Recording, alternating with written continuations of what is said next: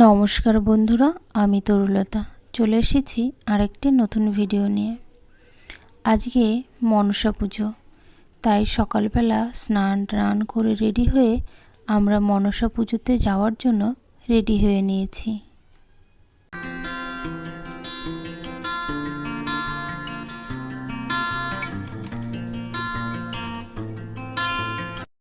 আমাদের বাড়ি থেকে বেশ একটু দূরে আমি আর মিষ্টি বেরিয়ে পড়েছি, আর আমাদের সঙ্গে আছে নিভাদি এবং রাই।